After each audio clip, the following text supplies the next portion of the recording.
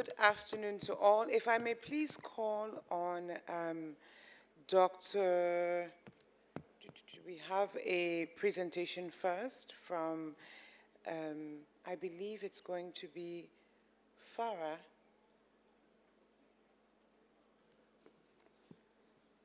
I believe it's from Farah, correct. If I could please get you to come up. Thank you. Please welcome our colleague from Hospital Farah, Dr. Walid.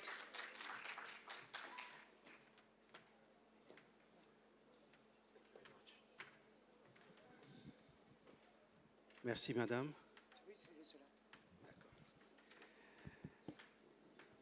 Merci, Madame la Présidente. Mesdames et Messieurs, nos invités qui sont venus de l'étranger, bienvenue dans notre magnifique pays. On vous dit Aqaba. Mesdames et Messieurs, honorables invités, tous en vos rangs, grades et qualités, avant tout propos, permettez-moi de remercier et puis féliciter Son Excellence, Monsieur le ministre du Tourisme et Monsieur le ministre de la Santé publique, de l'Hygiène et de la couverture maladie universelle pour leur soutien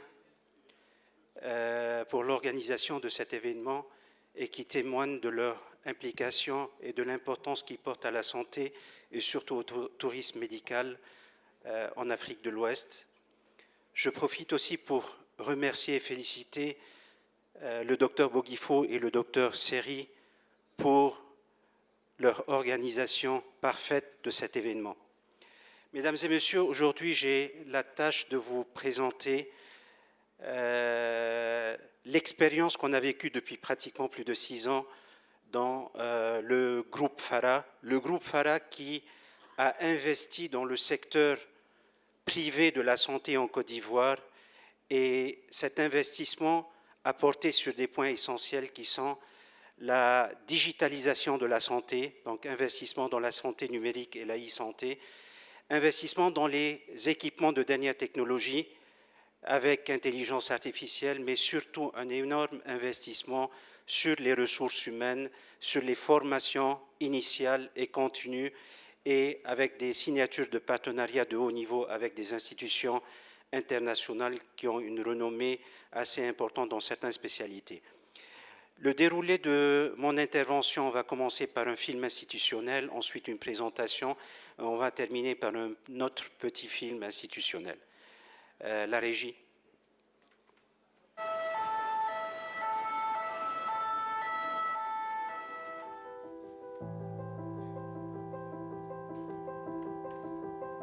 Nous sommes une histoire,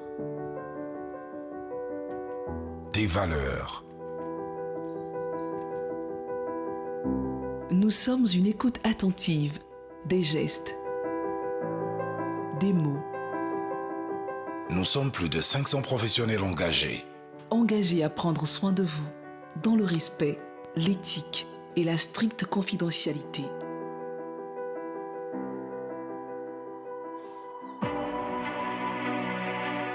Nous sommes au service de personnes de tous âges, de toute classe sociale, de toute origine, de toute religion, de toute culture. Nous sommes des offres de soins complètes et accessibles à tous. Nous sommes un service d'urgence, un département d'imagerie médicale et de radiologie interventionnelle.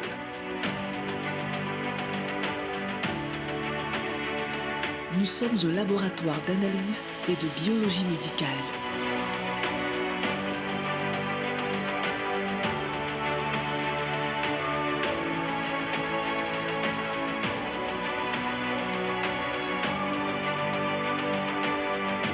Des services de consultation.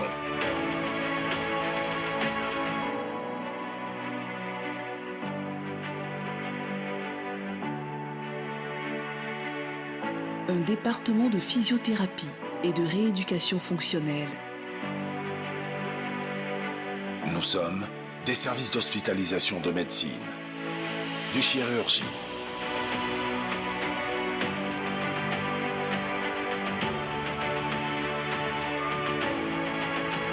pédiatrie et de maternité.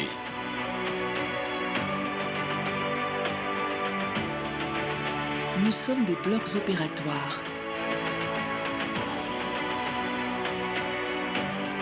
Des services de réa adultes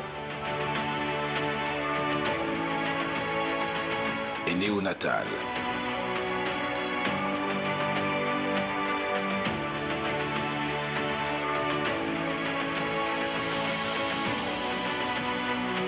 Un département d'endoscopie.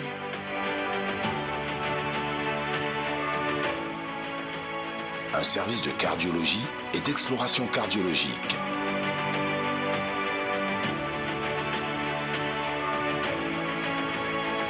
Des salles d'exploration fonctionnelle.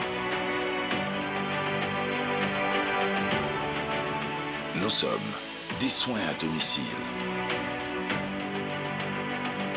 Un service dédié aux patients de l'étranger.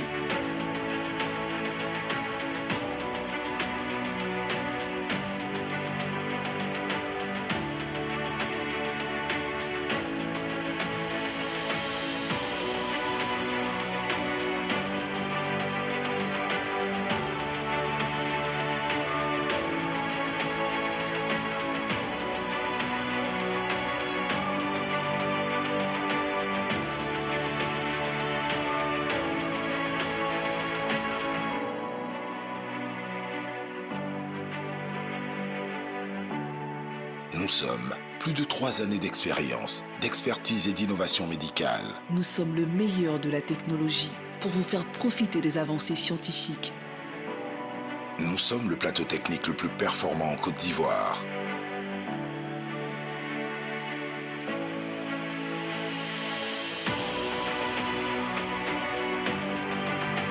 Nous sommes une référence dans le secteur médical dans la sous-région. Nous sommes en Côte d'Ivoire.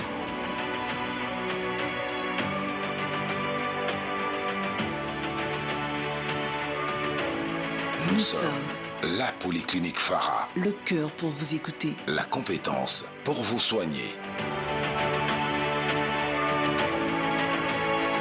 Merci. Comme je l'avais annoncé depuis 6 ans, nous avons commencé un investissement. Le groupe Farah, il a mis au centre et au cœur de ses préoccupations la santé de la population et le bien-être, et puis le développement dans la prise en charge diagnostique et thérapeutique des malades. C'est ainsi qu'aujourd'hui, je dirige un réseau de soins qui est constitué de la Polyclinique Farah avec un établissement de 120 lits, avec une extension qui va apporter un agrandissement à 240 lits. En plus, nous avons l'espace médical Yopougon, qui est un hôpital à Yopougon, dans une autre commune. En plus de ces 2 hôpitaux, nous avons 3 centres de diagnostic et d'exploration qui sont la clinique médicale spécialisée aux 2 plateaux, la clinique médicale Trade Center au plateau, la clinique médico-chirurgicale France-Ivoire en zone 4. Donc, le premier axe, c'est l'axe de prestation de soins de santé. Le deuxième axe, c'est le transport médicalisé avec SOS Abidjan, qui aujourd'hui est dans le Grand Abidjan, mais aussi à Yamoussoukro, Boaké, Korogo, San Pedro et Assini. Le troisième axe, c'est celui de l'industrie pharmaceutique. Nous sommes en train de finaliser la construction de projets qui va englober 6 lignes de production de médicaments, sérums, comprimés, sirops et sachets buvables. Mais en plus, récemment, il y a 2 mois, on a investi dans un axe de développement dans l'enseignement supérieur avec l'ouverture d'une filiale ivoirienne de l'Université Saint-Joseph avec 4 formations, le marketing communication, les sciences informatiques, la gestion des entreprises et puis la psychologie. Donc voilà résumé en quelques minutes notre groupe. Je vais passer très rapidement parce que je suis tenu par les 15 minutes. La régie, s'il vous plaît. Donc, au niveau de la Polyclinique Farah, nous avons pu inaugurer et commencer l'activité en début 2018. Notre vision, les différents établissements, les ressources humaines, nos réalisations. Donc, on va passer au niveau de l'activité de la Polyclinique Farah. Aujourd'hui, les chiffres de 2023, nous sommes à plus de 120 000 consultations, plus de 7 000 hospitalisations, plus de 8 000 IRM, 12 000 scanners, donc on a une activité dense.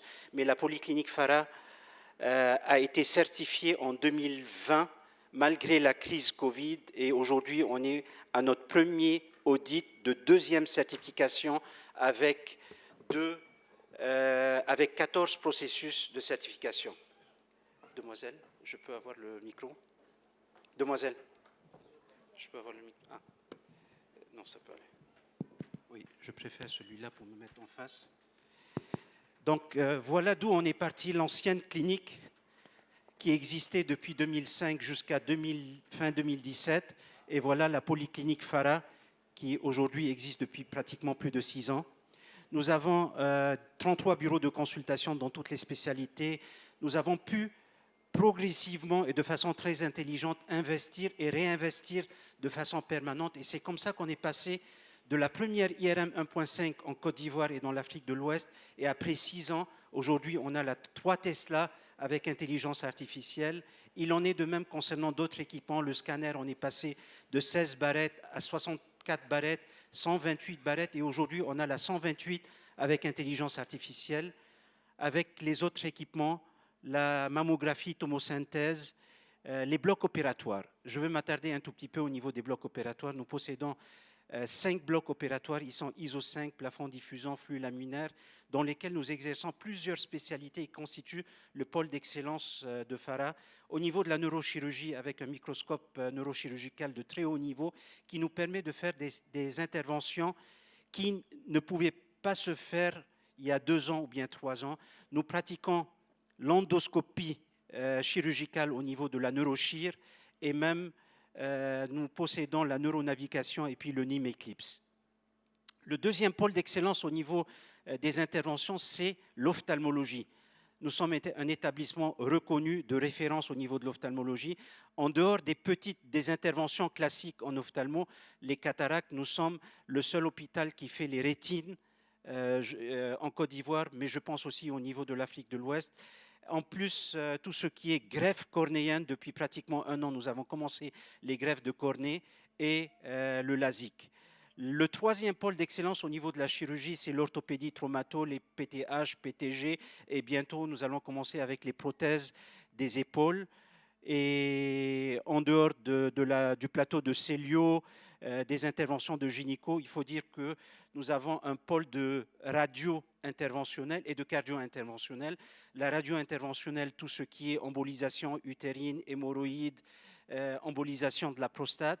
Et en plus du pôle de radio interventionnelle, nous avons le pôle d'urologie dans lequel nous pratiquons les fragmentations des calculs urétrales par voie endoscopique au laser, mais en plus on a pu acquérir un nouvel équipement qui nous permet de faire les interventions chirurgicales de la prostate au laser. Cela veut dire avec le minimum de dégâts possibles en interventionnel.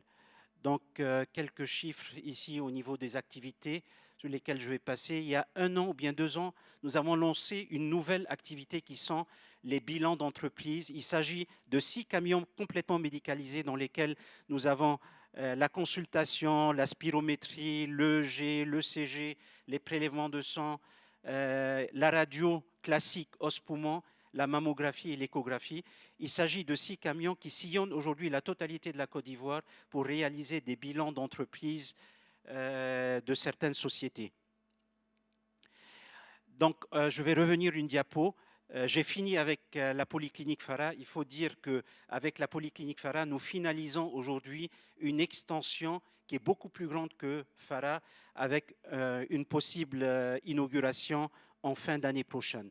Clinique médicale Trade Center au Plateau, la clinique médicale spécialisée aux 2 plateaux et la clinique médico-chirurgicale France-Ivoire. Il s'agit de 3 modèles de cliniques de diagnostic et d'exploration dans lesquels il n'y a pas d'intervention, il n'y a pas d'hospitalisation vraiment dit, mais c'est plutôt des cliniques dans lesquelles nous avons des spécialités, nous avons des bureaux de consultation, un laboratoire très bien équipé, une imagerie très bien équipée et puis une hospitalisation du jour. En février, avec la CAN, on a pu inaugurer notre deuxième établissement, un hôpital de 60 lits, qui est l'espace médical Yopougon Polyclinique, qui est situé sur un axe de l'Est et un axe du Nord, qui est unique en termes d'établissements privés dans la santé. Quelques images de l'espace médical Yopougon, la polyclinique, et la clinique médicale spécialisée aux deux plateaux, et SOS Abidjan. SOS Abidjan, il s'agit d'une société de transport médicalisé qui assure le transport, le conditionnement du malade d'un point A à un point B. Et comme je vous l'ai dit, récemment, il y a 2-3 mois, nous avons inauguré l'Université Saint-Joseph, la filiale ivoirienne de l'Université Saint-Joseph, la clinique médicale France-Ivoire, et nous avons pu créer il y a 2 ans la Fondation Farah pour renforcer notre RSE et être beaucoup plus auprès des populations. Cette fondation, elle a des actions médicales en termes de dépistage de cancer, dépistage de diabète, de l'hypertension, des maladies cardiovasculaires, mais elle a aussi des actions sociales en termes d'approvisionnement en kits alimentaires et électroménager. C'est le projet qui est en cours, c'est Polyclinique Farah, c'est l'extension de la polyclinique existante, dans laquelle nous allons augmenter notre capacité d'accueil à 240 lits, mais aussi l'ouverture de spécialités comme la chirurgie cardiaque et beaucoup d'autres. SI2P, c'est l'industrie pharmaceutique qui est un projet en cours de construction. Et il s'agit d'une industrie qui est pratiquement unique aujourd'hui en Afrique de l'Ouest en matière de production de médicaments de ce niveau-là. Il s'agit d'une maquette du prochain campus universitaire dont on va commencer la construction bientôt et qui va pouvoir augmenter la capacité d'accueil de l'université à plus de 4000 étudiants.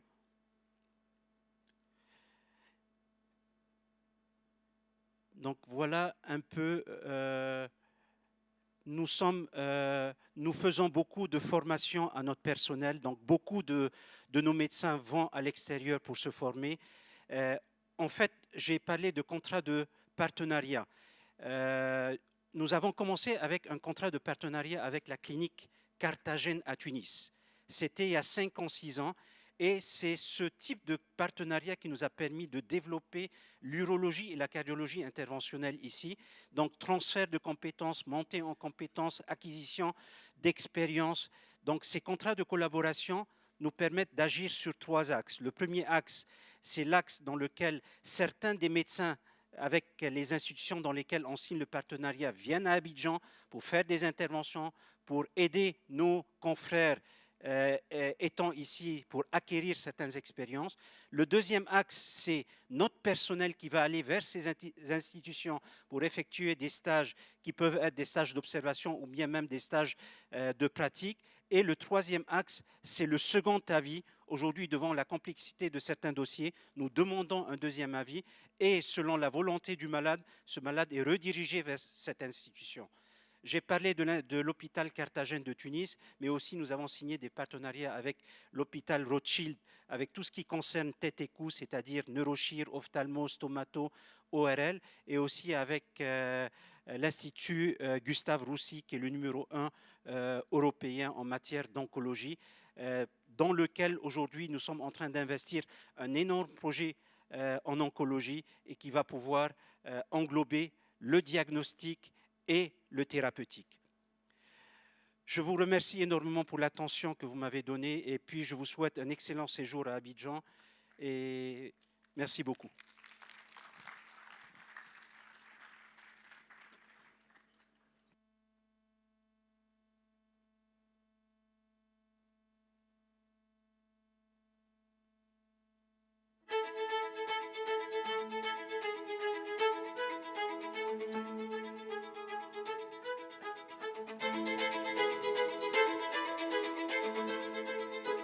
Mesdames et messieurs, bienvenue chez vous, bienvenue à la polyclinique Farah.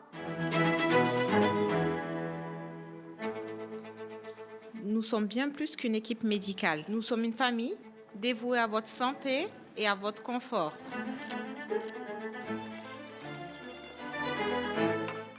Notre service de conciergerie médicale est à votre disposition pour faciliter la gestion de vos rendez-vous médicaux. Contactez-nous au 13 16 du lundi au vendredi de 8h à 18h et les samedis de 8h à midi pour toute assistance. En situation d'urgence, nos équipes sont formées pour agir avec rapidité, disponibilité et dévouement afin de fournir aux patients les meilleurs soins.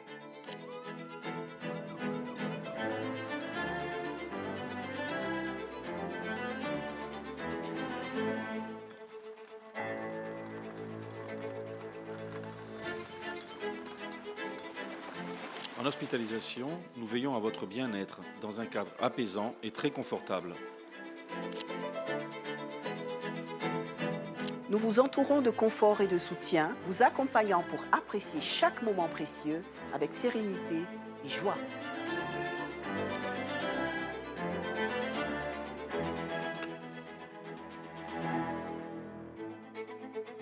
Nous sommes convaincus que chaque personne mérite les meilleurs soins. C'est pourquoi nous nous engageons à vous offrir une attention exceptionnelle en tout temps.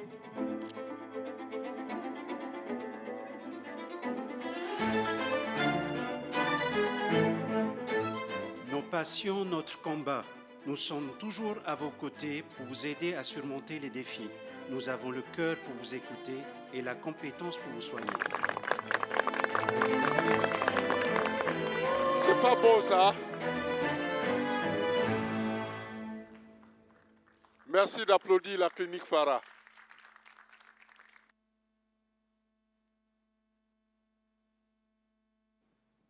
Thank you very much, Dr. Walid Zareddin from Hospital Farah, and thank you to our partners from Hospital Farah. At this time, I would like to call the participants in the next panel. Dr. Tagro Kolu. Please come up. Yes. Dr. Tagro Kolu is a researcher in African pharmacology. Mr. Kone Mamadou, the president of the Insurance Association of Côte d'Ivoire. Mr. Mamadou. Okay. Please have a seat. While we wait for Mr. Mamadou, Dr. Rida Dawi, the president of the National Medical Council of Tunisia.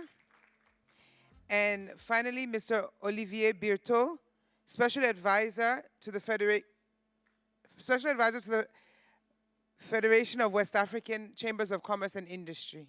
Thank you.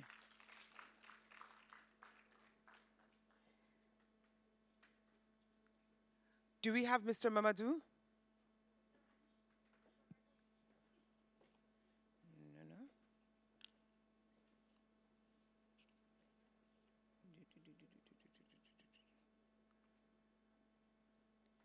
Do we have Dr. Rida Dawi?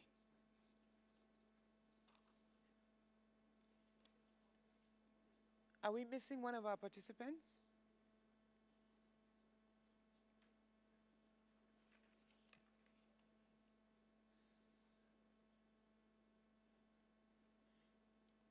Just a moment, let me confirm.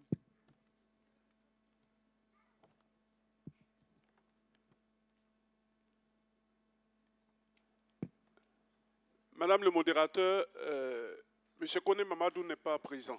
Merci. Okay. Dr. Aga Ganouchi.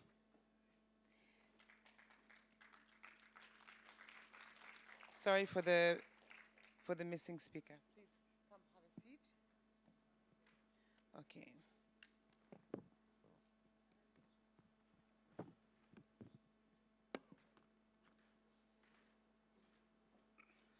Auriez-vous besoin d'un casque? Non? Les panélistes? Messieurs, dames, les panélistes, vous avez besoin d'un casque? Non, ça va? Puisque la modératrice est anglophone.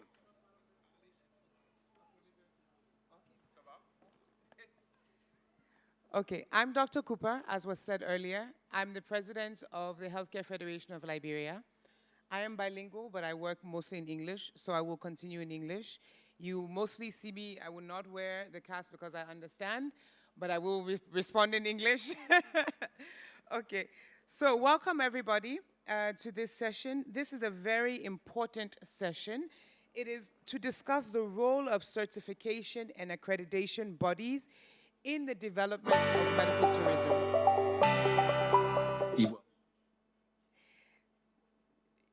Can we pause? I'm going to introduce him in just a minute, but I would like to introduce the topic. So the role of certification and accreditation bodies in the development of medical tourism in Africa.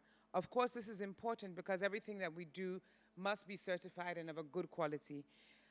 Even though we operate in the private sector, we must operate in order, and we must follow the rules and the regulations of our country. So it's important that we address this topic to make sure that medical tourism falls in line with the best quality and best practices. So we will start. If you could start, please, Dr. Kolu's presentation.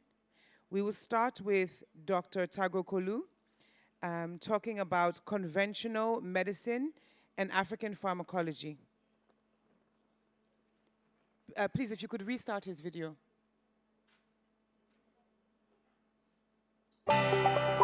Ivoiro-américain et professeur Alain Tagro-Kalou est l'un des meilleurs microbiologistes mondiaux et un pionnier en immunothérapie. Docteur en microbiologie et immunologie de l'Université de Miami, sa thèse portait sur le remaniement de la moelle osseuse. Spécialiste du système immunitaire.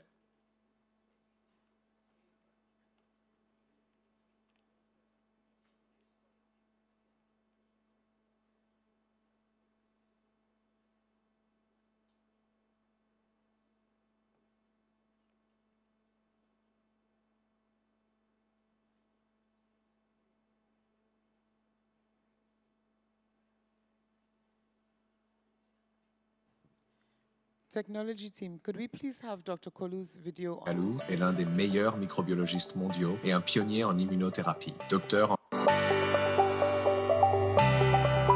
Ivoiro-américain et professeur Alain Tagro-Kalou est l'un des meilleurs microbiologistes mondiaux et un pionnier en immunothérapie. Docteur en microbiologie et immunologie de l'Université de Miami, sa thèse portait sur le remaniement de la moelle osseuse. Spécialiste du système immunitaire, il enseigne à Miami State University, Universidad Pontificia Bolivariana en Colombie et Glendale Community College en Arizona.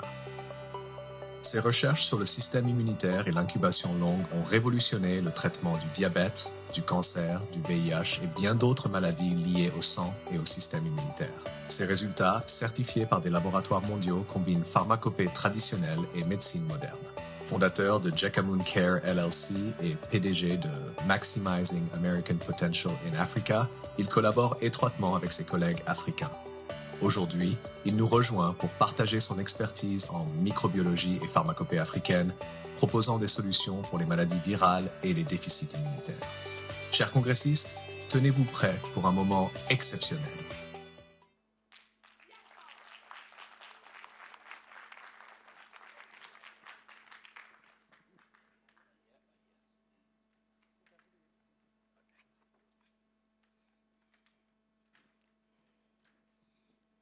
Bonsoir.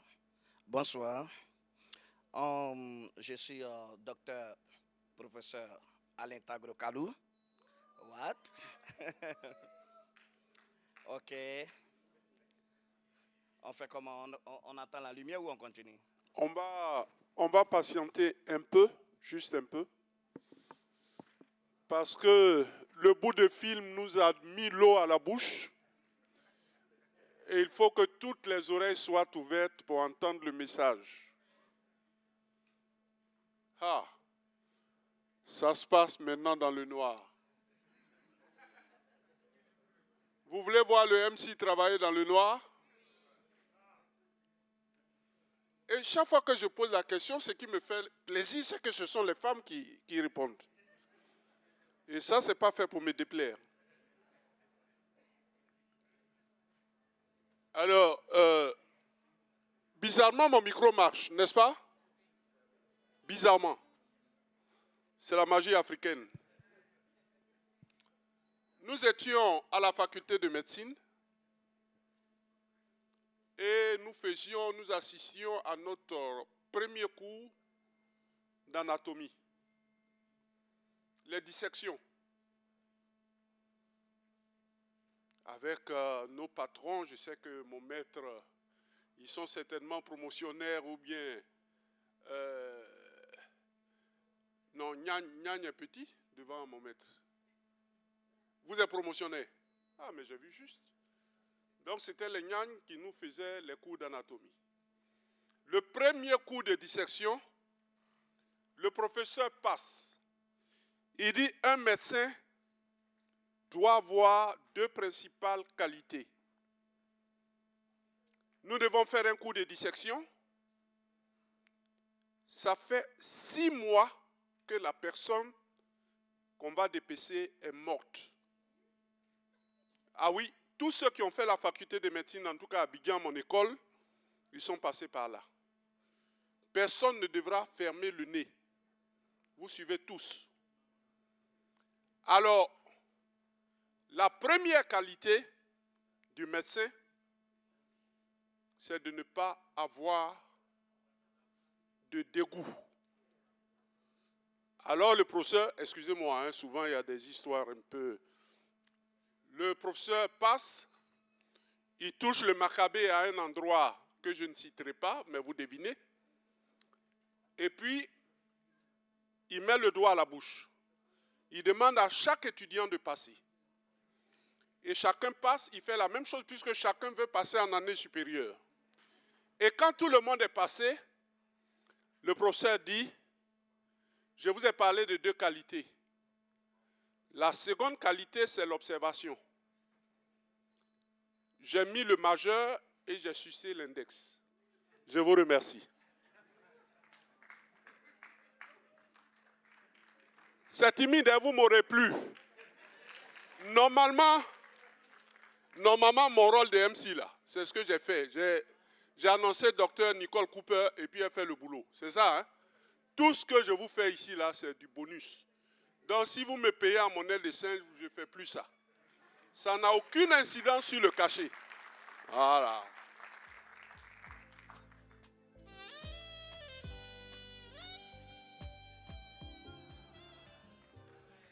Que la lumière fût.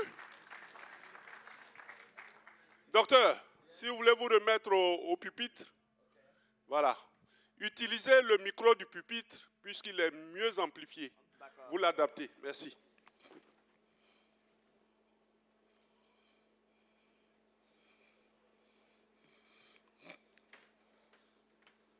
L'image.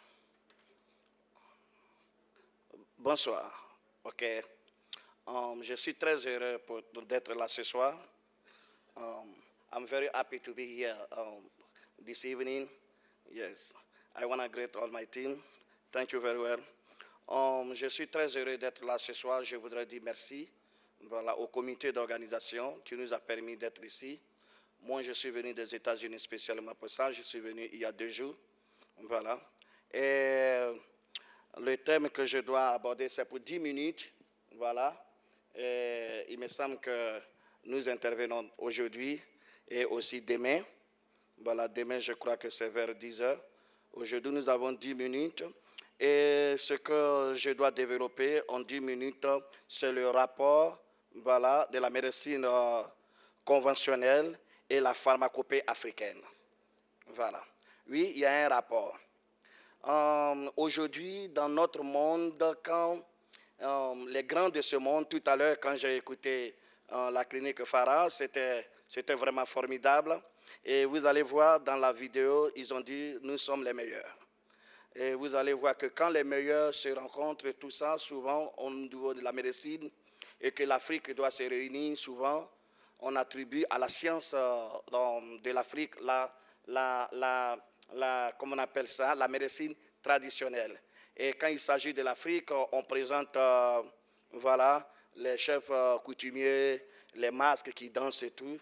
Voilà. Et nous avons pensé à cela et nous avons voulu donner aussi une identité voilà, médicinale à l'Afrique. Et nous avons un comité scientifique qui regroupe aussi voilà, des spécialistes, des professeurs d'université tels que Richard Savadogo que vous connaissez. Voilà. Il y a aussi des Américains et des Sud-Américains. Je suis le responsable de ce comité, si bien que je suis le plus jeune, mais l'initiative m'a été depuis presque 9 ans. J'habite à Phoenix, Arizona, aux États-Unis. Mon entreprise s'appelle Maximizing American Potential in Africa. Voilà, maximer le potentiel aussi américain en Afrique. Voilà. Et c'est à Scottsdale, ceux qui connaissent Phoenix, Arizona. Voilà, ils peuvent se référer. Et donc, nous travaillons et nous avons déjà des pré-résultats parce que il faut comparer la médecine conventionnelle et ce qu'on appelle la médecine traditionnelle. Il faut la comparer et faire sortir un rapport. Mais comme j'ai 10 minutes, donc je vais aller un peu plus vite, voilà. Et tout à l'heure, vous avez vu toute la technologie qui a été exposée. Je ne suis pas là pour aller contre la médecine conventionnelle. Je suis là pour créer un rapport d'ensemble. Voilà, comment ensemble, voilà, et on peut travailler, comment ensemble on peut s'identifier. Parce que dans la plupart des cas, il n'y a pas de recherche proprement dit, voilà, sur la médecine traditionnelle. Et souvent, quand on demande, oh, c'est mon grand-père ou bien ma grand-mère qui m'a donné ça en rêve, j'ai vu ça en rêve et tout ça. En fait, voilà, le rêve est devenu une réalité. Vous savez, l'Afrique est le berceau de l'humanité et l'Afrique est la mère maîtresse de toutes les sciences. Et vous devez le savoir, depuis le roi Namer, depuis l'Égypte, il y a 5000 ans, aujourd'hui les 2000 on ajoute, ça fait 7000 ans. Vous devez savoir que l'Afrique a émané dans l'histoire de l'humanité avec un projet, voilà, de technologie, un projet scientifique, puisque l'Afrique en a elle-même inventé l'écriture, elle en a créé 2. Il y a une écriture qu'on appelle les hiéroglyphes, c'est ce qu'on vous apprend à l'école, mais vous n'avez jamais posé la question, qu'est-ce qui était écrit sur les hiéroglyphes? Et il y a l'une qu'on appelle le démotique égyptien, avec lequel on a inventé, voilà, la trigonométrie, les mathématiques et tout ça. OK. Et nous avons la biodiversité chez nous. Voilà. Et en Afrique, nous avons des forêts. Et ces forêts-là regorgent des richesses, des plantes. Est-ce que vous voyez? Je vous fais une confidence. J'étais à Manhattan il y a une semaine et je suis allé devant un magasin de plantes qui vend les bio, comme les thés. Est-ce que vous savez ce qu'ils font? Ils identifient toutes leurs plantes à l'Afrique. Et quand on dit ça vient de l'Afrique, les gens savent qu'en Afrique, c'est là-bas, c'est la faune et tout. Et ça intéresse beaucoup et ils font du bon marketing. Mais vous, les Africains, vous ne le savez pas. Je suis là pour vous aider à comprendre que nous avons des choses spécifiques qui peuvent aussi intéresser le monde. Et s'ils voient, ils se disent, oh, ok, donc c'est quoi au juste?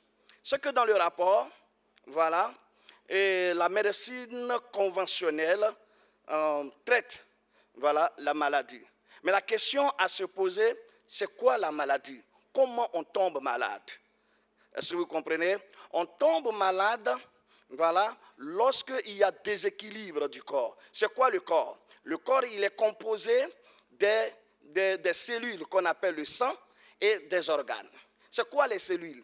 Il y a les globules blancs, il y a les globules rouges et il y a les plaquettes. Et qu'est-ce qui va se passer?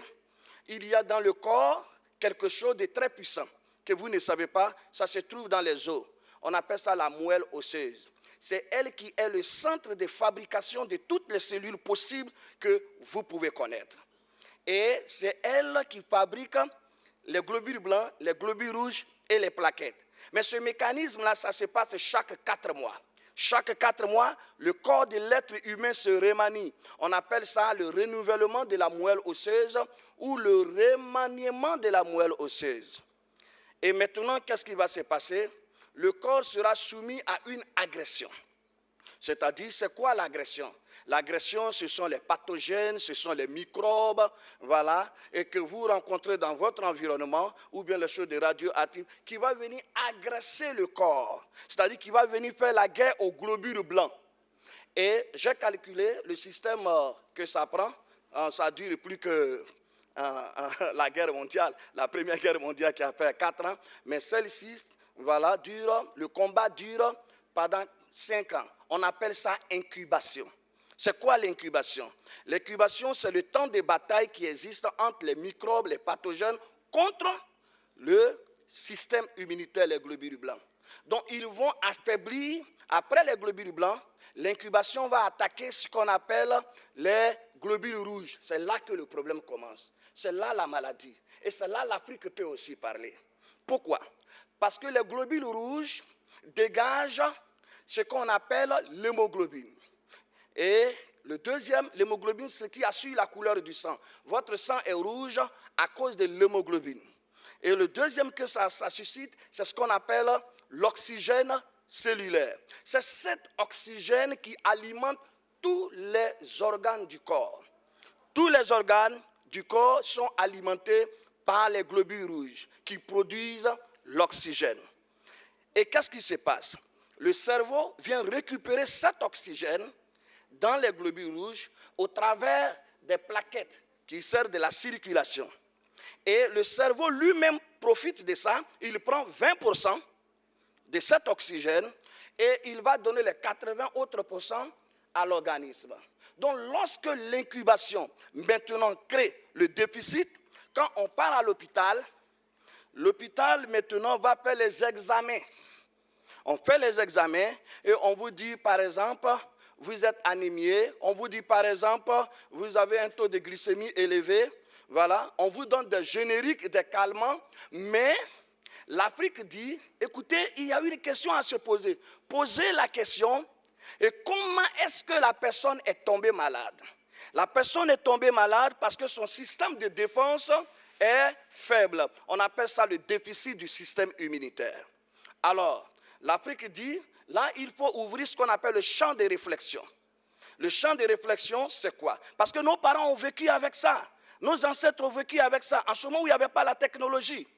Ils faisaient 120 ans. Donc, nous, les Africains, nous devons nous approprier pour essayer de passer des questions fondamentales.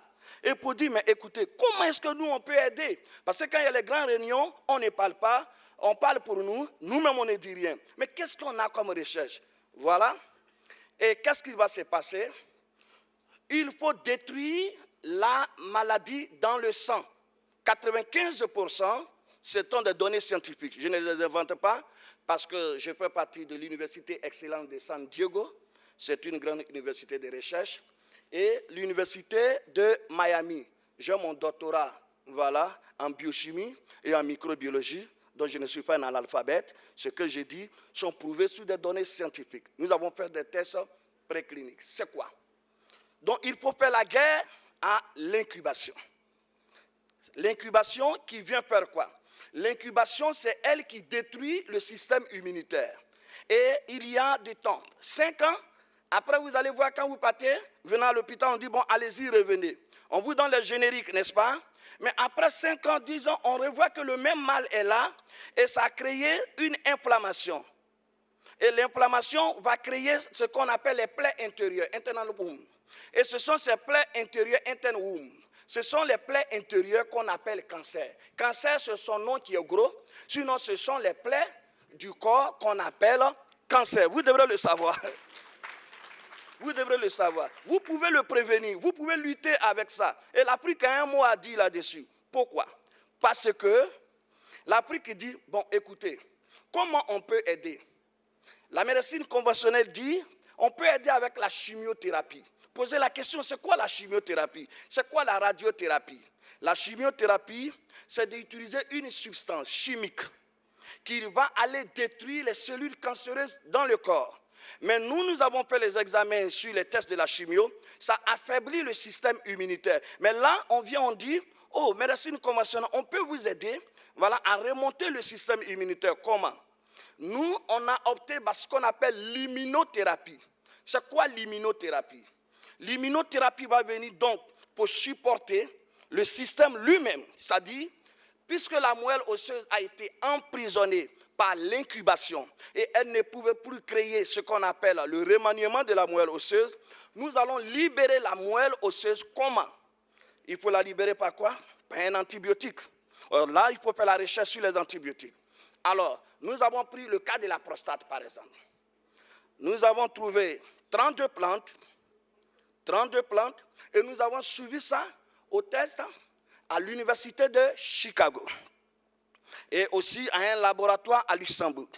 Bientôt, dans le mois de juillet, nous allons proposer au président africain ce que l'Afrique peut révéler comme une identité qui peut venir supporter au regard de nos parents, c'est-à-dire les frères de la médecine conventionnelle, pour aider ceux qui sont dans le domaine du cancer. Parce que nos parents grandissaient, vieillissaient, sans cancer souvent, dans la plupart des cas. Je vais vous le dire, un petit Bété qui a grandi à Ouagadougou, un petit Sénifo qui a grandi, et comme on appelle ça, à Korogo, et puis un petit qui grandit aux États-Unis d'Amérique. Vous allez voir ce qui va se passer. Aujourd'hui, malgré la technologie, voilà, le petit qui a grandi aux États-Unis souffre. Aujourd'hui, aux États-Unis, les enfants à 6 ans, ils ont le diabète. À 15 ans, ils ont le diabète. Ils meurent du déficit du système immunitaire. Mais quand on fait les calculs, le petit qui est à Korogo, il n'a pas. Pourquoi? Parce que ce qu'il mange, c'est du bio. Et ce qu'il mange n'est pas toxique. Donc, ça n'a pas d'effet sur son système immunitaire.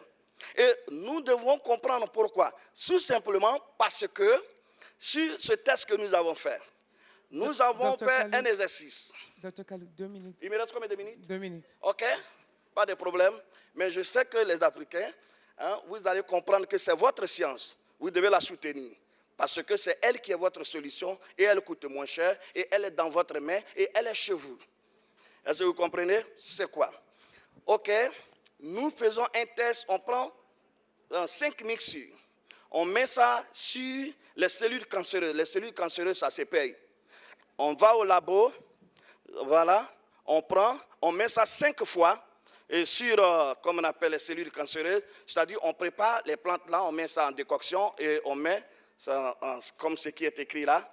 Among the 5 test samples, only the plant mixture showed significant antioxidant against CPFC3 cells and okay. So, and in 48 hours, as you can see, nous avons fait des tests cliniques aux États-Unis et comme on appelle au labo de Luxembourg. Et nos tests ont prouvé en 48 heures, nous avons détruit les cellules cancéreuses de la prostate. Mais nous, yes, ça peut s'acclamer. Est-ce que vous voyez? Donc nous sommes en train de développer cela pour que l'année prochaine, voilà, déjà, le produit, déjà en termes de compléments alimentaires de support, voilà, a été déjà approuvé. Nous le vendons en complément alimentaire, mais en médicaments, voilà, c'est l'année prochaine et nous allons travailler avec nos frères, voilà, des cliniques qui, pour supporter ceux qui sont malades, les opérations, l'hôpital, c'est très important, mais quand il arrive au niveau de la purification du sang, au niveau de tuer l'infection dans le sang, les Africains ont des antibiotiques, les Africains ont des antioxydants, ils ont des antifongiques, ils ont des diurétiques pour pouvoir aider sa population. Merci beaucoup. Thank you very much, Dr. Okay, Kalou. you're welcome. Very interesting. Thank you Je for sais the... que, merci. On va laisser là. Comme demain, on a plusieurs choses à dire, comme les autres vont passer, et je laisse le micro. Merci. Thank you for that wonderful introduction to the complementarity between African pharmacology and allopathic medicine, or what we call conventional medicine. So now we'll move on to our next presenter, Dr. Hagar Ganucci. She is the Head of Monitoring and Development of Reference Systems in the department at the Directorate of the National Authority for Evaluation and Accreditation in Health, INEAS. We had a lovely introduction from her yesterday to this accreditation system, and today she'll be talking to us about accreditation as a lever for the development of medical tourism, speaking on Tunisia's experience. Thank you. Merci. Merci, Madame. Alors, merci pour les présents, merci pour les organisateurs. Donc, je viens enfoncer le clou que j'ai commencé à mettre hier en place. On a parlé hier de l'INEAS, de l'Instance nationale d'évaluation et d'accréditation en santé, comme point de rencontre entre le public et le privé.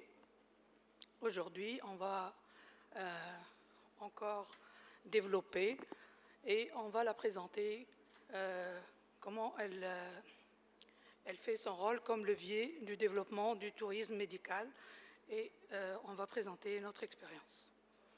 Donc, je continue par la présentation de l'instance, puisque les présents n'étaient pas tous hier parmi nous. Donc, pourquoi une instance? Comme j'ai dit hier, c'est une nécessité pour améliorer la qualité, un pas pour la couverture sanitaire universelle et pour répondre aux normes internationales des services dans les établissements de santé. Et enfin, et surtout, notre raison d'être ici aujourd'hui, c'est de renforcer le positionnement concurrentiel de la Tunisie au niveau régional et international pour l'exportation des services de santé. Donc, qui est l'INEAS? L'INEAS, c'est une autorité scientifique publique et indépendante qui met la sécurité du patient et la qualité des soins au cœur du système de santé, au bénéfice de la communauté et de son bien-être. Ces actions viennent assurer l'équité. Just a moment, Dr. Hager. Can you please get Dr. Hager's slides on so that we can see? Excusez-moi, je vais demander à la régie, est-ce que vous auriez la présentation du docteur? Non? Si. Oui, j'ai donné tout à l'heure.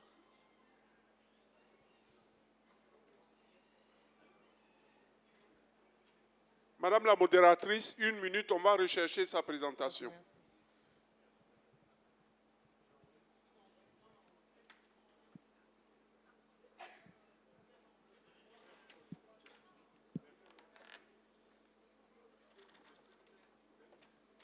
Madame, vous pourriez regagner peut-être votre place en attendant qu'on sache si D'accord. oui ou non. Je peux le laisser ici. Économiser l'énergie. C'est bon pour le renouvellement des cellules. N'est-ce pas, docteur l'Américain?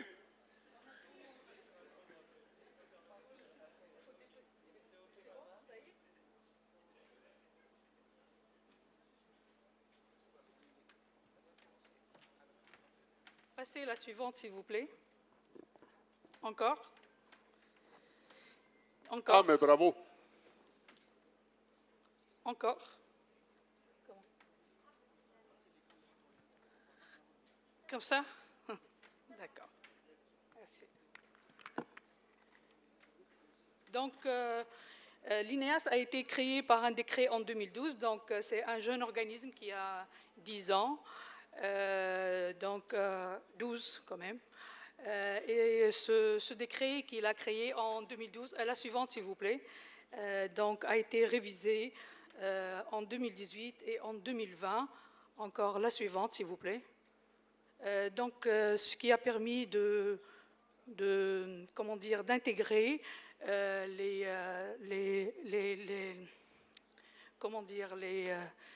les attributions de l'INEAS pour pratiquer à l'international et offrir ces prestations aux organismes, aux établissements, aux structures de santé étrangères. La suivante, s'il vous plaît. Donc, sa vision est de contribuer à la régulation du système de santé par la qualité et l'efficience. Ses valeurs sont l'indépendance scientifique, l'équité, l'impartialité et la transparence. La suivante, s'il vous plaît. Donc, ces missions sont de promouvoir la qualité des soins à travers l'accréditation, l'harmonisation des pratiques cliniques à travers les recommandations professionnelles, la contribution à une allocation plus efficace des ressources pour l'évaluation des technologies de santé. La suivante. Donc, la gouvernance de l'INEAS comme autorité scientifique publique et indépendante, elle est gouvernée par un directeur général, un conseil d'établissement qui assure la gouvernance financière et administrative et un collège d'experts qui assure la gouvernance scientifique. Donc, toutes les décisions, tout ce qui a trait aux décisions scientifiques et les décisions d'accréditation passent par le collège d'experts qui est indépendant de l'INEAS, de l'instance. La suivante, donc l'organigramme, vous pouvez passer. Donc, au niveau de l'INEAS, il y a 3 départements techniques qui assurent ces missions. Donc, il y a le département de qualité des soins et sécurité des patients qui produit des guidelines, des recommandations professionnelles, des parcours de soins. Le deuxième département, c'est le département d'évaluation des technologies de santé, l'HTA. Et le troisième département, c'est le département d'accréditation des établissements de santé. Ce département aussi, il produit des référentiels d'accréditation qui sont le support d'accréditation, qui sont utilisés pour l'accréditation, des guides de bonnes pratiques organisationnelles et bien sûr, il forme des experts visiteurs pour chaque manuel, pour chaque type d'établissement. La suivante. Suivante, s'il vous plaît. Donc, l'INEAS a tissé un réseau international avec plusieurs partenaires internationaux, avec des reconnaissances internationales telles que l'ISQA, l'INATA, le GIN, etc., l'OMS. Suivante, s'il vous plaît. Donc, l'accréditation, en général, comme définition, donc c'est le résultat d'une évaluation externe, globale et indépendante de l'établissement de santé qui est réalisée sur la base d'un manuel d'accréditation qui est effectué par des professionnels de santé qui sont les experts visiteurs, qui sont formés au niveau de l'INEAS, qui sont mandatés par l'INEAS, et ça concerne l'ensemble des pratiques de l'établissement et de son fonctionnement. En ce qui concerne les manuels de l'INEAS, donc les manuels d'accréditation qu'on a produits, donc comme je vous ai dit hier, il y a 3 manuels qui sont génériques et 3 manuels spécifiques. Il y a un projet de manuel pour les centres de thalassothérapie et de thermalisme. Pour les manuels spécifiques qui sont déjà validés, on a un manuel pour les centres d'hémodialyse, un manuel pour la suivante, s'il vous plaît. Encore.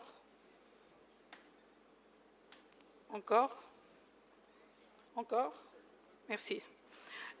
Donc, comme je vous ai dit, il y a 3 manuels spécifiques pour les centres d'hémodialyse, pour les urgences et pour le transport sanitaire. Et nous espérons que ces 3 référentiels et le référentiel de manuel 2e, 3e ligne soient des leviers pour l'export des services de santé. Suivante, s'il vous plaît. Donc, je vous rappelle que les manuels d'accréditation tunisiens obéissent à des principes de développement qui sont, ils adoptent des domaines adaptés au secteur public et privé et adaptés au contexte tunisien. Ils respectent la sécurité, la dignité et le respect du patient. Le patient est toujours au centre du dispositif. Ils respectent des objectifs internationaux de sécurité. Ils sont développés et élaborés avec des groupes multidisciplinaires, des professionnels de la santé, de tous les secteurs, de tous les types des établissements. Et bien sûr, ils répondent aux exigences de l'ISQA, qui est l'International Society for Quality in Healthcare. Suivante. Les experts visiteurs. Donc, la suivante.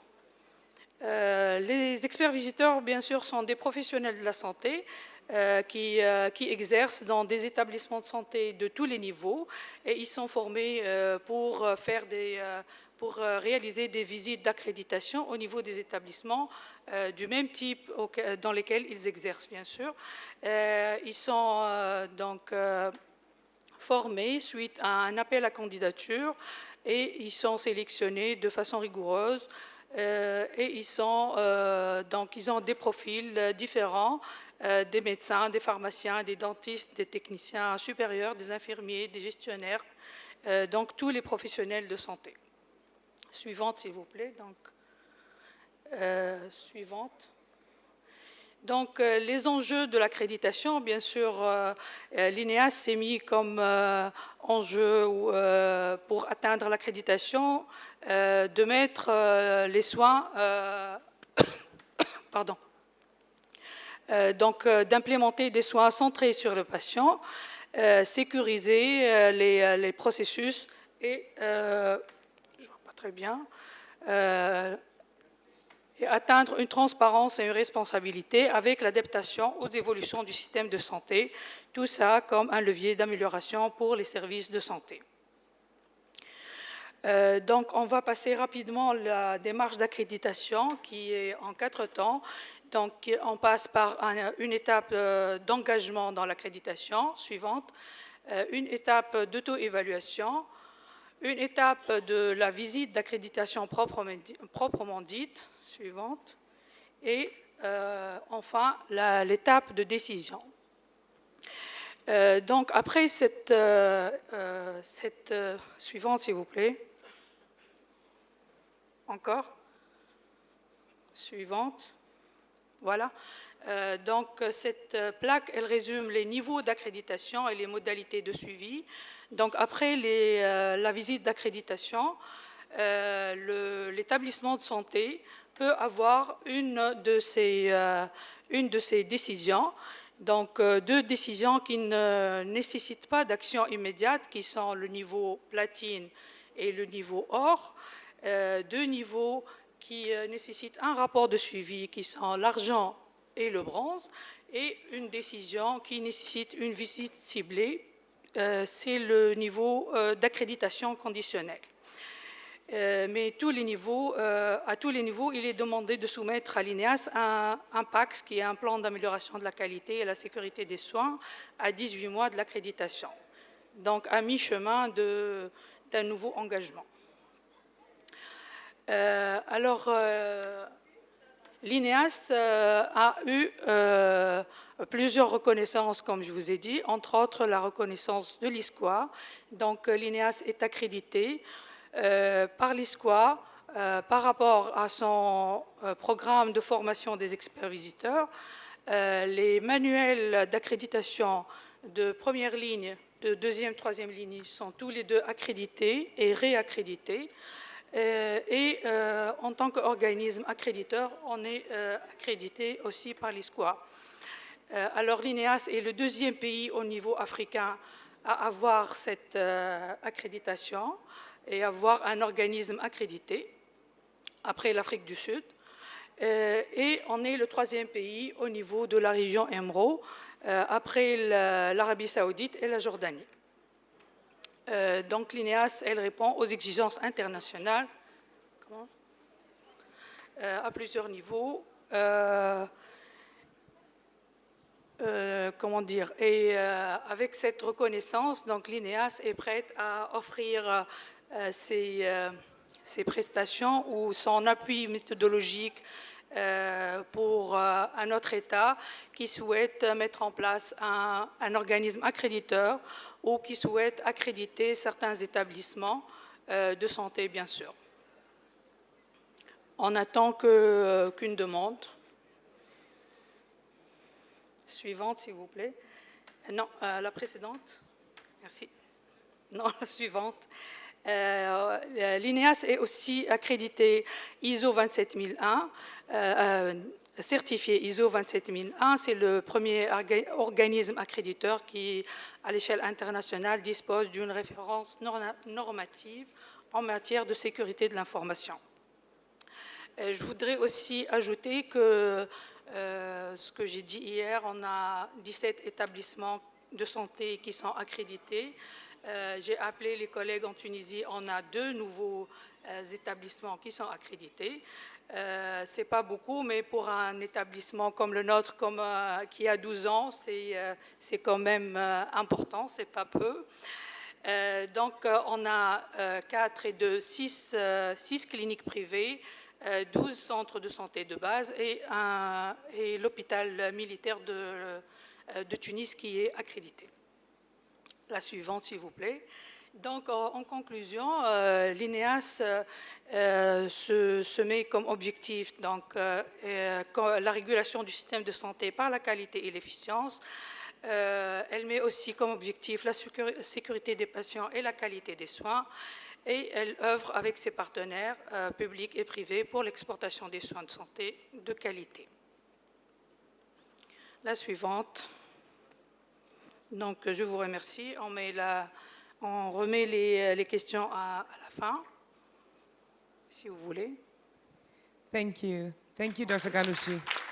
Merci à vous. Wonderful. So now that we have had a brief introduction to accreditation as a lever for developing medical tourism, we can now move on to Dr. Rida Dawi, the President of the National Council of the Order of Physicians of Tunisia, who's going to talk more about the Tunisian experience, specifically accreditation in health and national medical orders with the Tunisian experience of the National Council of the Order of Physicians of Tunisia. Thank you, Dr. Dawi. Thank you. Thank you. Je remercie donc les organisateurs pour ce congrès qui est finalement sur 3 jours, c'est déjà beaucoup pour une première manifestation, est vraiment très riche et on a appris énormément de choses. Donc je vous remercie, donc, honorable assistante. Je vais me permettre de vous résumer quelque part parce que je ne vais pas m'attarder, autrement je vais me répéter avec ma collègue de l'INEAS.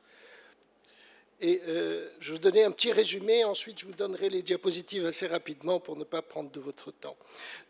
Pour la Tunisie, la qualité des soins est l'objectif, comme tout système de santé qui se veut performant, au même titre que l'équité dans l'accès aux soins et la couverture santé universelle. Cette qualité dépend des connaissances professionnelles des prestataires de soins de santé. Elle doit être au cœur des systèmes de santé avant même de parvenir à la couverture santé universelle. Si on veut l'excellence, il faut commencer assez tôt. Cette équité dans l'accès aux soins, avec des soins centrés sur la personne, qui est donc le but ultime des soins. La Tunisie a développé son système de santé autour de plusieurs axes. Bien sûr, toujours centré sur la personne, en rapprochant surtout les soins aux citoyens, avec une première ligne de soins de santé de base, dont nous avons ici le représentant, et plusieurs unités de santé maternelle et infantile au plus proche de la population en zone urbaine et rurale, dans les endroits les plus isolés. Plusieurs progrès depuis ont été réalisés pour la mise à niveau du système de santé, avec notamment la digitalisation et le renforcement de la première ligne. Cependant, l'évolution de plus en plus rapide des sciences de la santé pour tous les professionnels impose une mise à jour continue des connaissances professionnelles, donc ces connaissances de soins. Le développement professionnel continu est une nécessité de plus en plus cruciale et elle devient juridiquement opposable. On est toujours donc devant un juge de justifier notre attitude thérapeutique qui doit être conforme aux données de la science. Le Conseil de l'Ordre, donc, de ce fait, a pris l'initiative de collaborer avec les instances nationales et l'INEAS ici présente, et internationales, notamment l'Union des médecins spécialistes européens, pour offrir aux médecins l'accès à une plateforme de formation médicale continue qui reste cependant sous-exploitée à ce jour, mais n'empêche, elle offre une alternative parmi tant d'autres. Il y a énormément maintenant de e-learning et c'est vrai que c'est surtout les congrès qui sont maintenant de plus en plus spécialisés et de plus en plus nombreux qui réunissent les spécialistes et là, ils en profitent pour acquérir de nouvelles connaissances et actualiser leurs données. Cependant, l'outil le plus performant du développement professionnel continu donc reste les journées scientifiques d'enseignement, comme aujourd'hui, et donc des sociétés savantes qui œuvrent de longue date en Tunisie dans un contexte à la fois national et international. Ces formations doivent être évaluées pour limiter les conflits d'intérêts et apprécier leur impact sur la mise à niveau des praticiens. Et donc là, on a le rôle de l'INEAS, notamment pour éviter ces conflits d'intérêts. D'abord, donc, en assurant, l'ordre va essayer donc d'assurer une accréditation des formations médicales à travers la plateforme de la CACEM. Ça reste un petit complément de l'INEAS qui est maître d'œuvre et juridiquement la seule habilité à agir en Tunisie. L'ordre a créé sur une décision du 2 mars 2018 une commission intitulée « Commission d'accréditation et de certification médicale ». C'est la CACEM qui a pour mission de veiller à la promotion de la qualité des soins médicaux prodigués aux citoyens à travers l'accréditation des formations continues des médecins. Plusieurs formations ont été accréditées depuis sa création avec un nombre de demandes sans cesse croissant. L'Ordre des médecins a également à sa charge la lourde tâche de démarrer la certification des médecins pour évaluer et réévaluer leur niveau de formation et compétences pour assurer aux patients des soins de qualité basés sur les données les plus récentes de la science. Cette certification est basée sur l'expérience de l'Union des médecins spécialistes européens dans le domaine et on est partenaire et membre associé. Donc l'Ordre des médecins est ainsi un acteur qui joue un rôle important dans la mise à niveau aussi du système de santé avec les autres partenaires. Je vais vous passer les diapositives où j'ai mis effectivement les principaux rôles de l'ordre, orientés bien sûr vers la qualité des soins. Donc les missions de l'ordre. L'ordre a un rôle fondamental dans l'exercice de la profession. L'inscription est obligatoire au tableau. Il comporte en son sein une commission de qualification qui permet la reconnaissance des diplômes en vue de l'exercice. Bien sûr, il intègre un conseil de discipline en application du Code de déontologie médicale et depuis 2018, l'ACASEM, qui est une commission d'accréditation des formations, qui reste toujours un complément de l'INEAS ici présente. D'autres missions, je ne dirais pas secondaires, mais qui sont moins visibles, les missions d'enseignement, notamment l'abonnement à la plateforme de la World Medical Association, l'association médicale mondiale, où on est membre et membre du conseil. Et bien sûr, on a intégré à notre siège des salles de formation connectées qui permettent de réunir les médecins peut-être plus souvent que les congrès où ils sont effectivement, en fonction des spécialités, réunis dans des endroits autres que l'ordre. Suivante. La qualité des soins, c'est une histoire qui commente, on peut remonter jusqu'au serment d'Hippocrate. La loi de droit des patients en Tunisie, qui date de 2024, c'est la loi 32, a beaucoup mis l'accent sur la qualité des soins et les droits des patients. Je vous en citerai tout à l'heure quelques articles. Les devoirs généraux des médecins et le Code de déontologie, eux, insistent dans beaucoup d'articles sur la qualité de la relation médecin-patient, sur la qualité des soins, et sur le devoir d'entretenir et de perfectionner les connaissances. Et là, on revient au développement professionnel continu qui, selon les pays, est soit volontaire, soit obligatoire.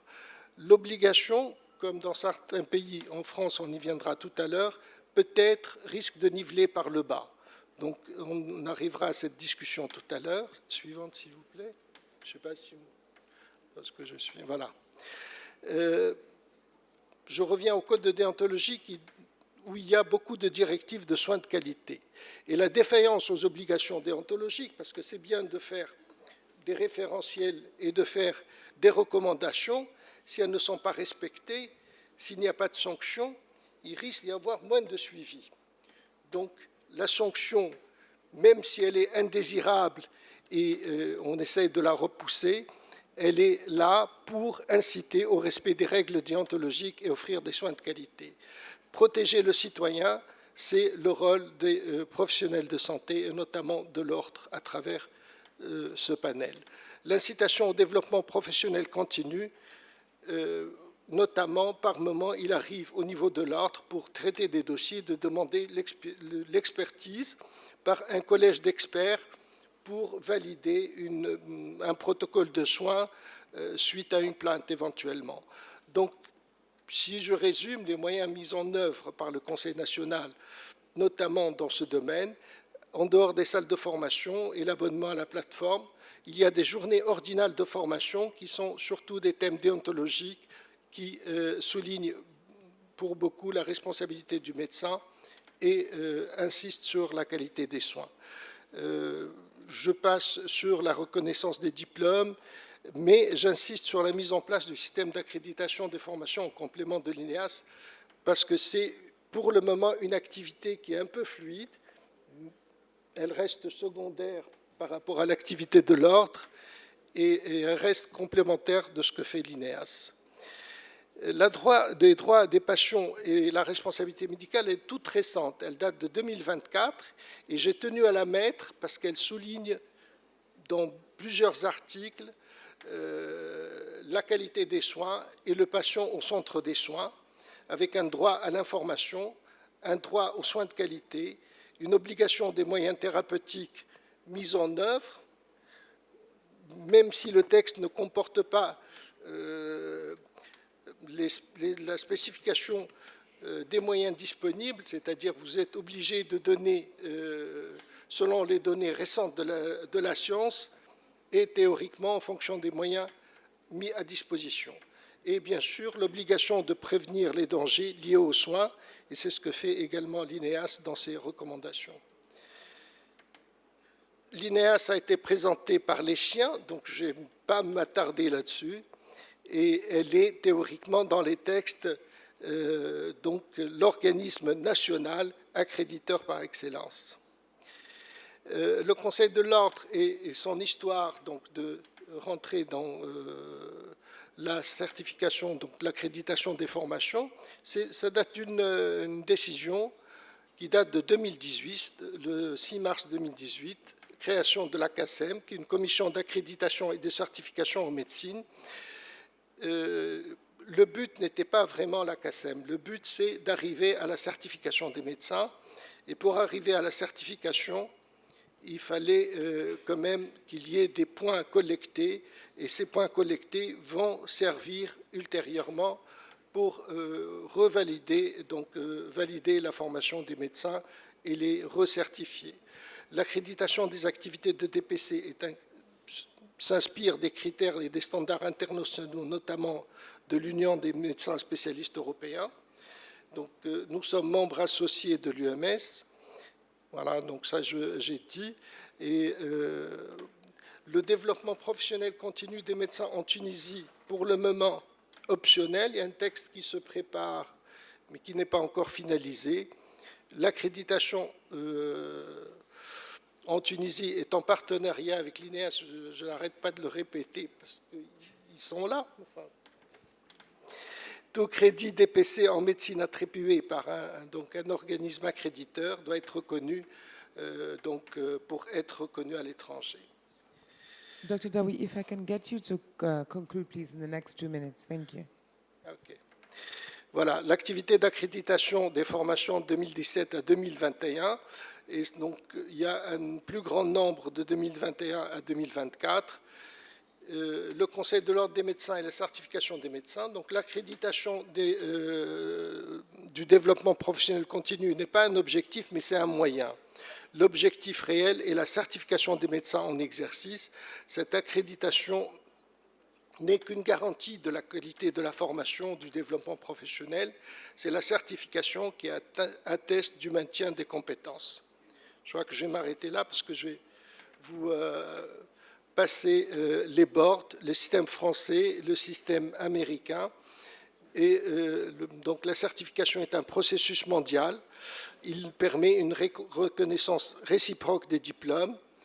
En Tunisie, les facultés de médecine sont accréditées par la CIDMEF, elle-même accréditée par la World Federal Medical Education.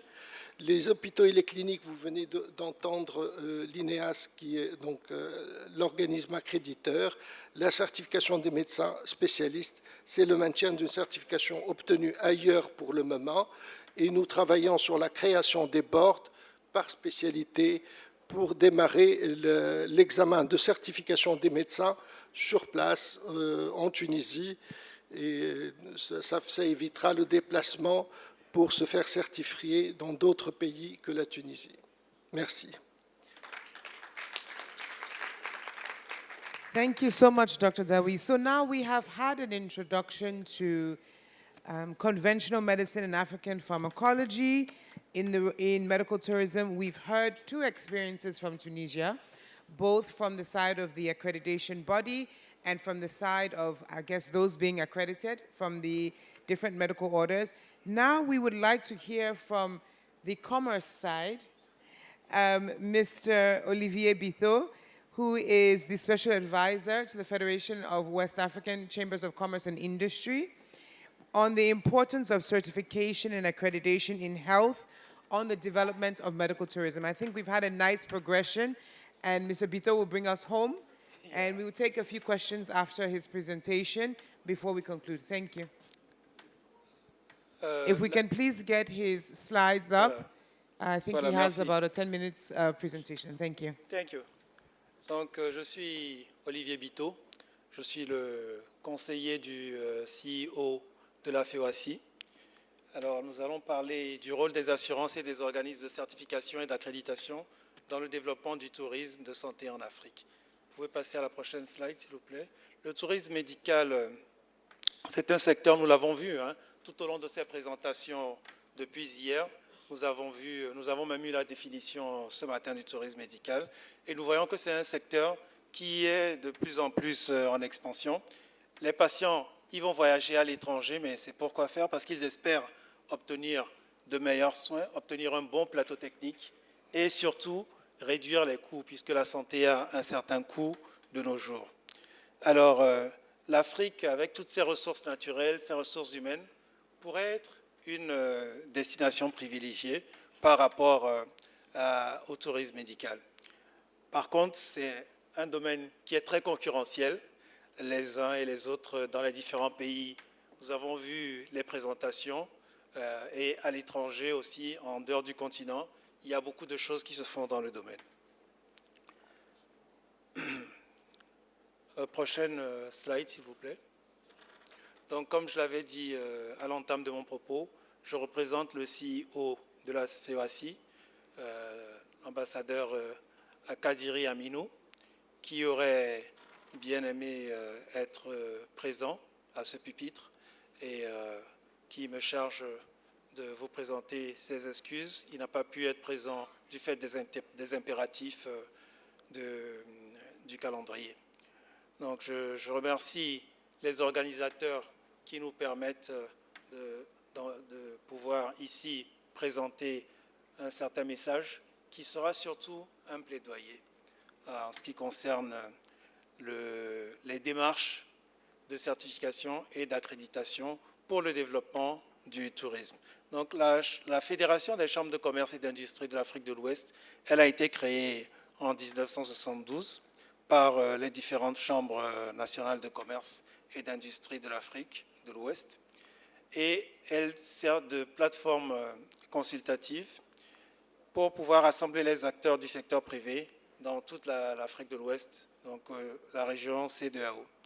Sa mission essentielle, c'est de promouvoir le commerce et les investissements à travers les frontières, donc d'être vraiment un organisme transfrontalier.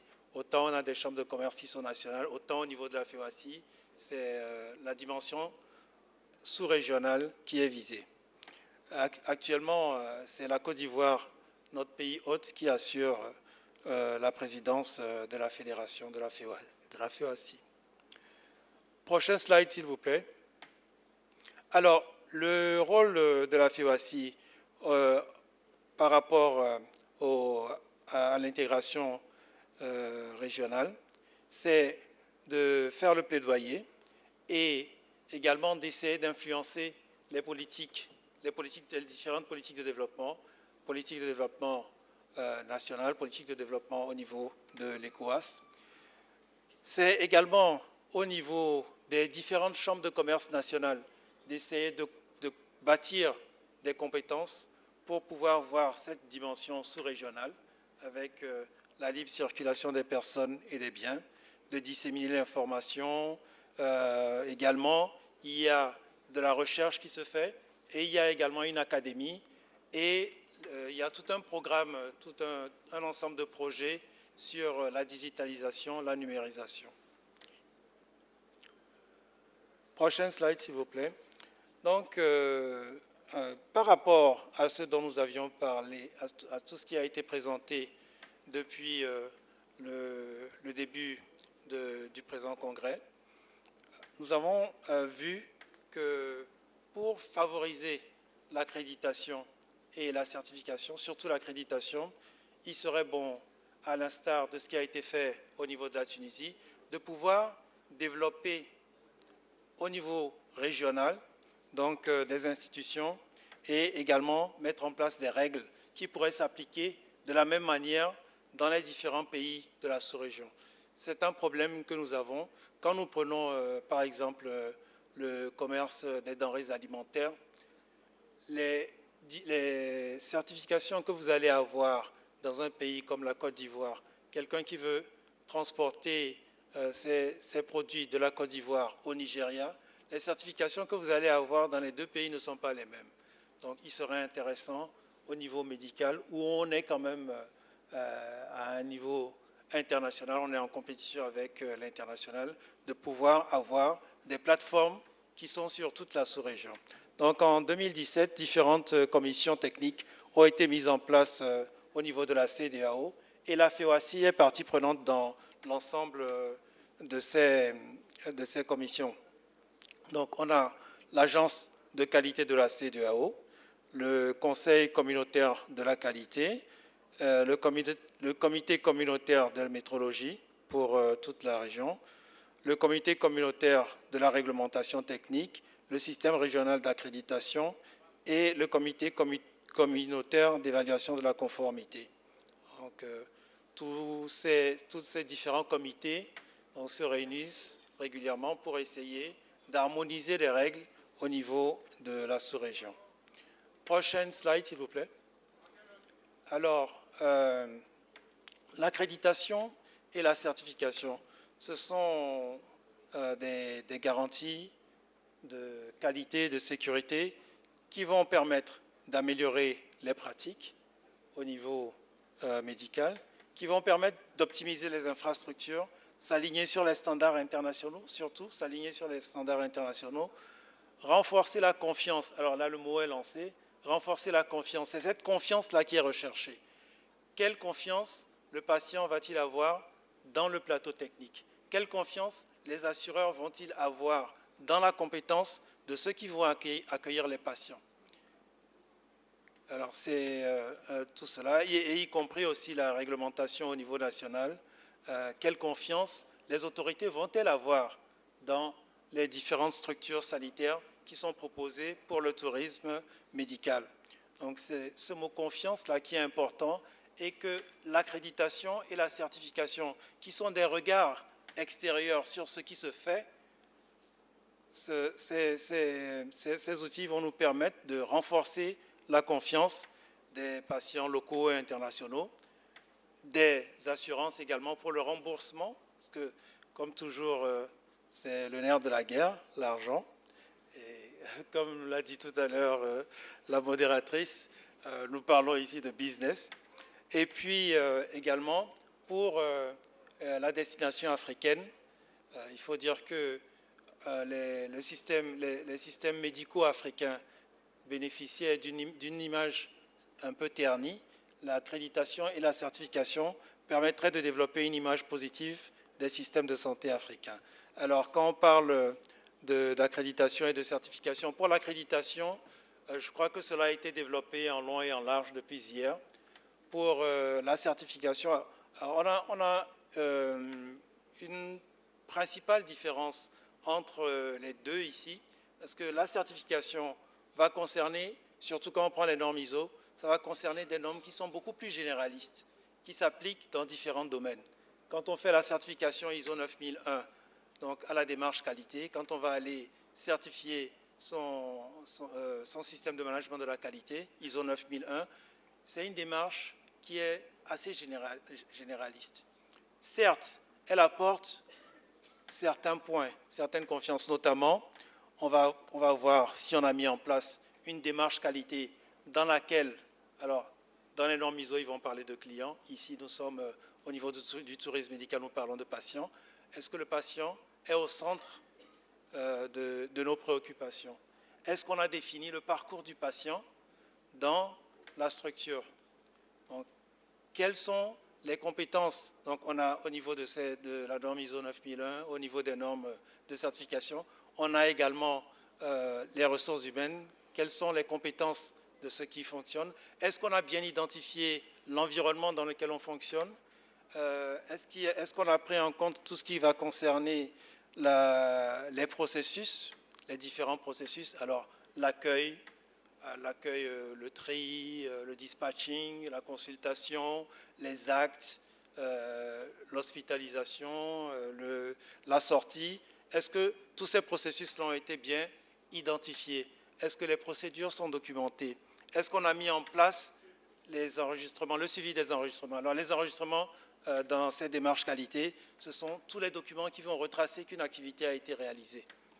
Est-ce que tous ces enregistrements-là sont bien identifiés? Est-ce qu'on sait les retrouver? Est-ce qu'on les conserve pendant la durée légale de conservation qui est prescrite, etc.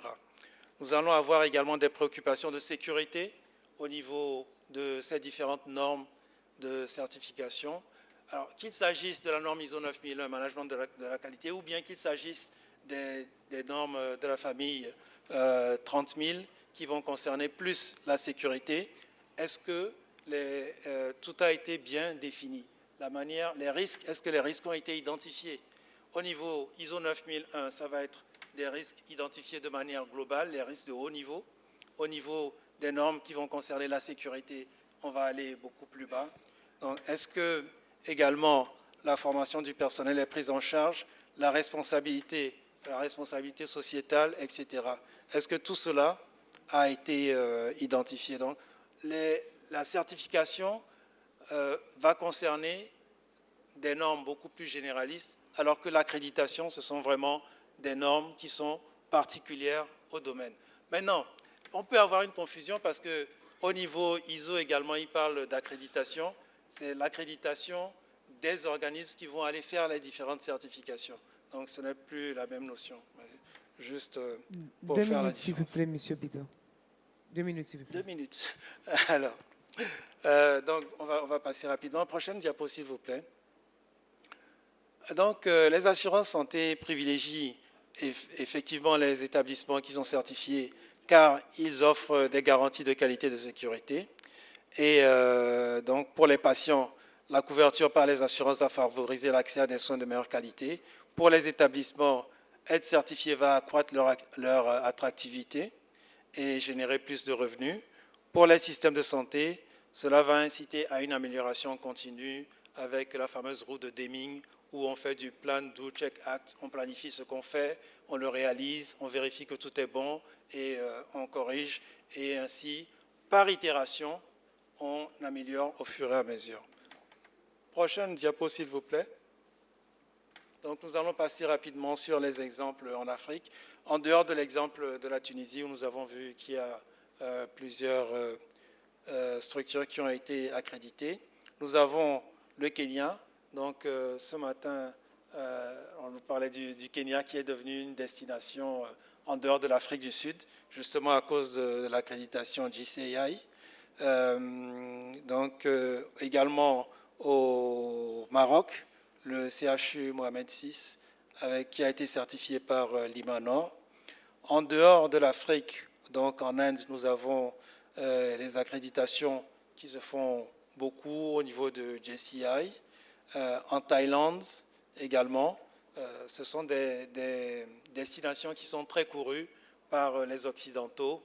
Donc l'Inde, la Thaïlande, la Turquie, bien qu'il y ait quelques incidents quand même, malgré les certifications et les accréditations au niveau de la Thaïlande et de la Turquie. Alors, prochaine slide s'il vous plaît, et prochaine encore. Voilà.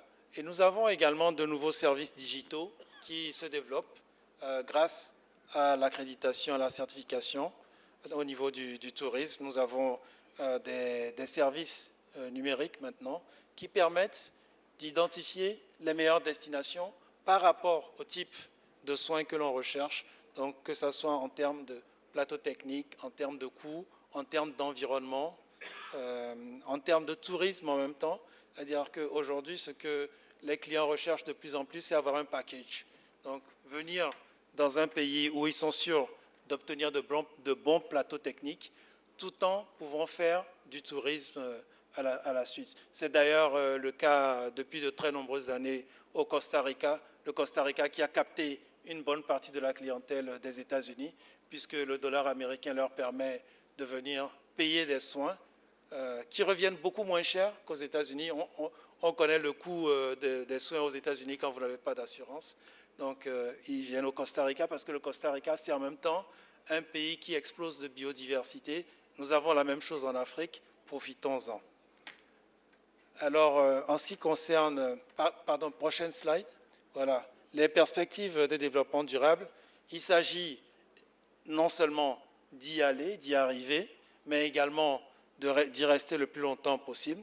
Et pour que le tourisme médical contribue durablement au développement du continent, il est essentiel d'adopter une approche intégrée, investir dans la formation des professionnels de santé pour répondre aux exigences de certification et d'accréditation, encourager les partenariats publics-privés, nous en avons parlé également hier et aujourd'hui, pour renforcer les infrastructures médicales. Alors, aujourd'hui, ce matin, nous avons eu des exemples formidables, les résultats qu'on peut obtenir à travers les partenariats publics-privés, mettre en place des politiques de soutien par les organismes de régulation qui puissent aligner les pratiques locales sur les standards internationaux. Et en soutenant ces différents efforts, non seulement l'Afrique peut améliorer les systèmes de santé, mais aussi favoriser une croissance inclusive et respectueuse des besoins des communautés locales. Parce que l'amélioration de nos systèmes de santé, de nos plateaux techniques, ça va en même temps concerner les populations locales qui vont bénéficier de meilleurs soins. Ça aussi, c'est très intéressant. Alors, pour les uns et pour les autres qui auraient tendance à se dire que ces démarches sont intéressantes, mais qu'elles sont très lourdes et qu'elles peuvent coûter cher. C'est vrai, de manière pécuniaire, en argent, ça coûte cher, en temps, ça coûte cher, en personnel, ça coûte cher. Commencez par mettre une démarche qualité. Une petite démarche qualité. Vous essayez d'identifier les processus, les différents processus que vous avez. Vous essayez d'identifier les différents documents, la documentation qui existe déjà. Vous mettez en place des procédures qu'il faut maintenant tout simplement documenter, les procédures, les modes opératoires. Vous identifiez tous les enregistrements. Quand une personne arrive au niveau de la structure, quand elle est accueillie, qu'est-ce qu'on note? Où est-ce que c'est conservé? Qu'est-ce qui a été fait comme acte? Où est-ce que c'est conservé? Et si la personne a été transférée à un autre établissement, à quel moment ça a été fait? Dans quelles conditions? Et où cette information-là est conservée? Donc, c'est ce plaidoyer-là que je tenais à faire. Allez-y, la démarche qualité, ça va quand même améliorer la structure et c'est un départ pour la certification et pour l'accréditation. Merci. Merci.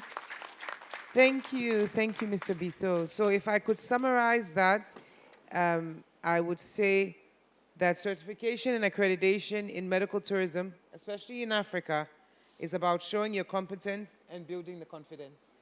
Okay, thank you. Building the confidence, yes. So we had some very interesting presentations talking about the importance of certification and accreditation in medical tourism in Africa. Can we have two very high impact questions so that we can move on to the last panel? We have one there. We can go with one extremely high impact, but if there's a second one, I'm willing to take it. Okay, please, can we get the mic? Le micro est là. Merci. Félicitations pour ce panel très intéressant. J'ai juste trois petites préoccupations.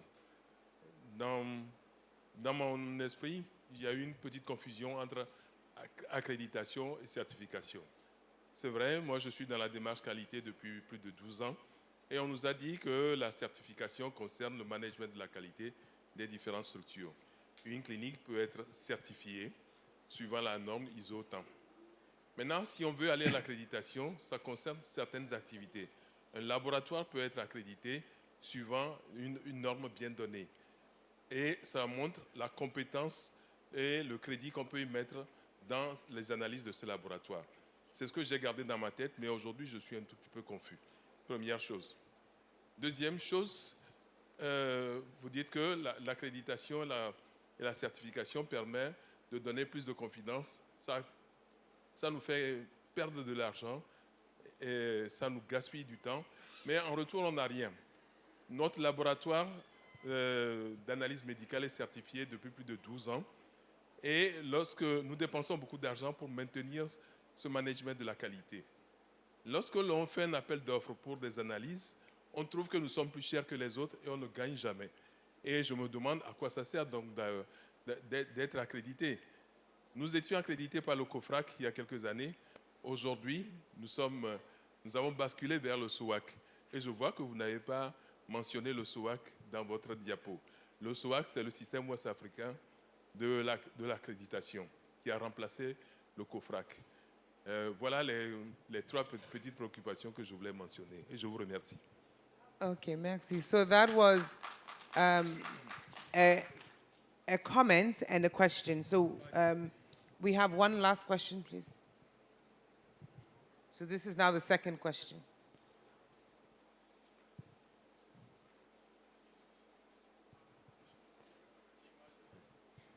Oui, merci beaucoup. Moi, j'ajoute un peu à ce que le professeur avait dit. Ça concerne également l'accréditation et la certification. Ici, j'ai bien entendu certification et accréditation des ressources en santé, du personnel de santé. Quand on parle de l'ordre des médecins en Tunisie, le panéliste a parlé de certification des professionnels. Bon, quand j'ai écouté également ce qui vient d'être dit, il y a cette confusion-là. Est-ce qu'on peut faire la peut nous lever cela? Merci. Okay, thank you. So I think that's a very important question, and since it's been repeated, I'm going to actually put that question to Dr. Ganucci, the difference between accreditation and certification. And then also, thank you, the second statement was just about the importance of investing in certification. That comes back in returns to your business. So please, Dr. Ganucci, if you can give us a brief distinction between the two. Merci. Alors, c'est l'éternelle question entre la certification et l'accréditation. Ça se répète toujours. Alors, comme a dit monsieur, la certification, l'ISO, c'est plus général. L'accréditation, ça rentre plus dans les pratiques de l'établissement. Ça va plus profondément dans votre pratique d'établissement de santé, de votre laboratoire. C'est ça, en gros, la différence. Par rapport à l'investissement, donc ça coûte cher, oui, mais il y a, comme vous avez dit, un retour sur investissement. Et puis, il y a le prix de la non-qualité. La non-qualité, ça a un prix, ça a un impact, ça a un coût sur la sécurité du patient, sur la qualité des soins, sur la satisfaction, ou plutôt l'insatisfaction des usagers. Et la troisième question, c'est quoi? Deux questions, c'est tout. Thank you.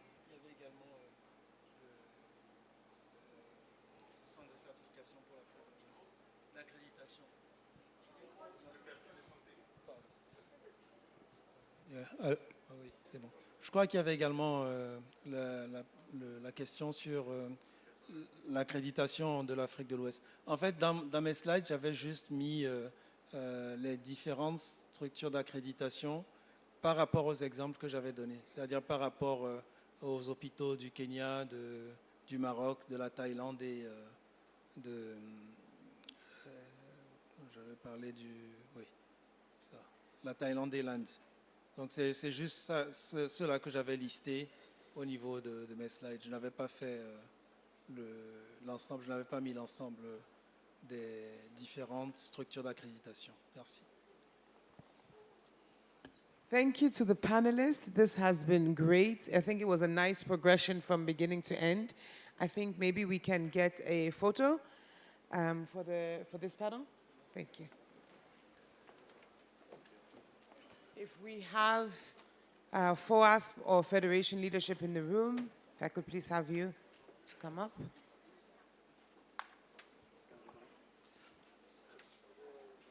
Mesdames et messieurs, je voudrais que vous saluiez le docteur Nicole Cooper pour la bonne conduite de cette première partie du panel. Et elle n'a pas fini, loin s'en faut. Il y a une seconde partie qu'elle va conduire encore. And I would like to acknowledge the presence of our grand chef, Mr. Amit Thakur, Amit Thakur from Africa Healthcare Federation and Africa Health Business. Thank you for gracing our occasion. Bonne arrivée, sœur. Je pense que l'année dernière, nous avons fait connaissance lors de la rencontre de la FOAPS.